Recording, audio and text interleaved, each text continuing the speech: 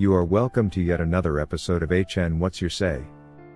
The #1 listening show, where we discuss real issues with real people like you. We are still featuring R. Kelly. Real name Robert Sylvester Kelly. Also known as the R&B King.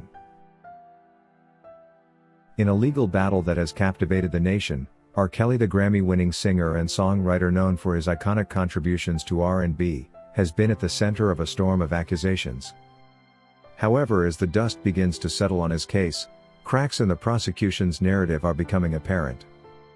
Most notably, a testimony from Diana Copeland, who worked as R. Kelly's assistant, challenges the very foundation of the RICO charges brought against him. What does this mean for the case, and is there more to the story than we've been told? One of the prosecution's main strategies has been framing R. Kelly's alleged actions as part of an organized criminal enterprise.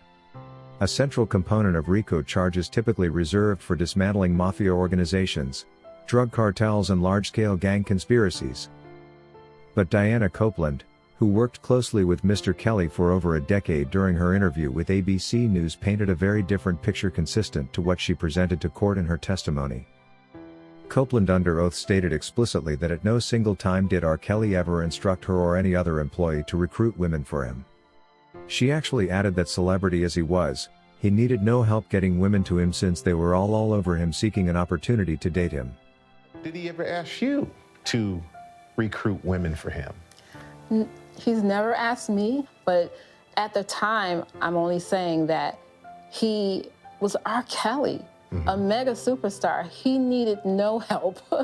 I mean, absolutely no help to recruit women or to get women. This is a critical revelation because the prosecution's RICO case hinges on the idea that Kelly operated an organized system involving employees and associates to procure women for alleged illegal activities. If no such directive or system existed, as Copeland testified, the legitimacy of the RICO charges is significantly undermined. Let's break this down.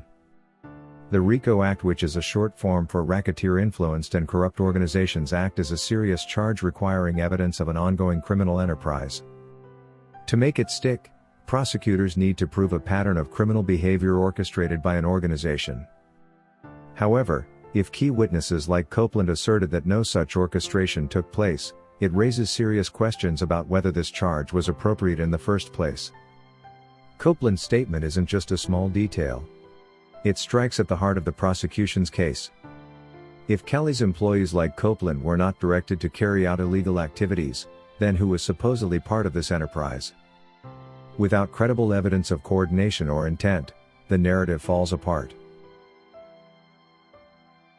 Historically, RICO charges have been used to dismantle criminal groups like the Gambino crime family, where leaders issued explicit orders that subordinates carried out.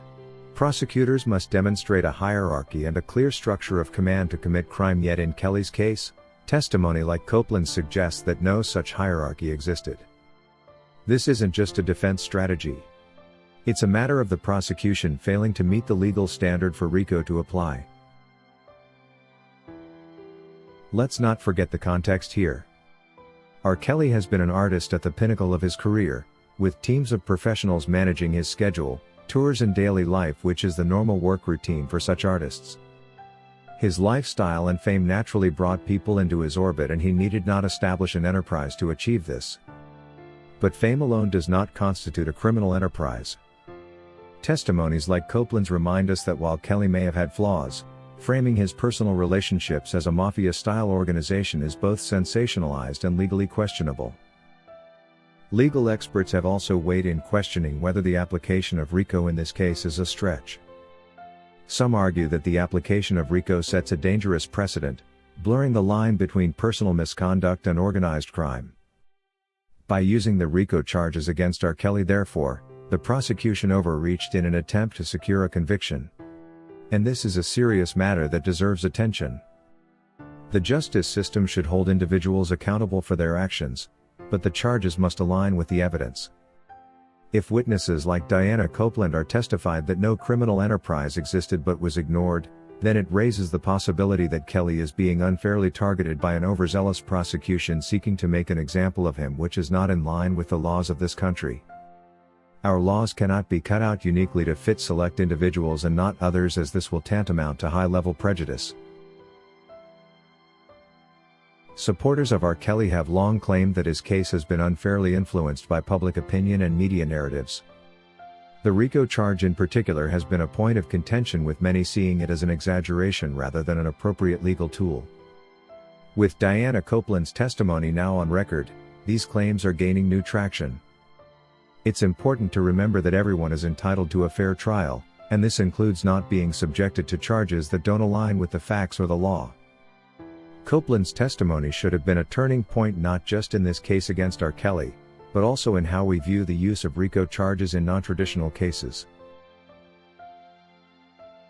Of course, this case is far from over, as R. Kelly's legal team has opted to forward the matter to the Supreme Court. The prosecution has since attempted to discredit Copeland's testimony and brought forward other witnesses to counter her claims, but this didn't exactly overshadow her version of the truth. Sadly, though, the court chose to ignore and like that R. Kelly was wrongfully found guilty of RICO Act violation with no proof of an illegal criminal enterprise.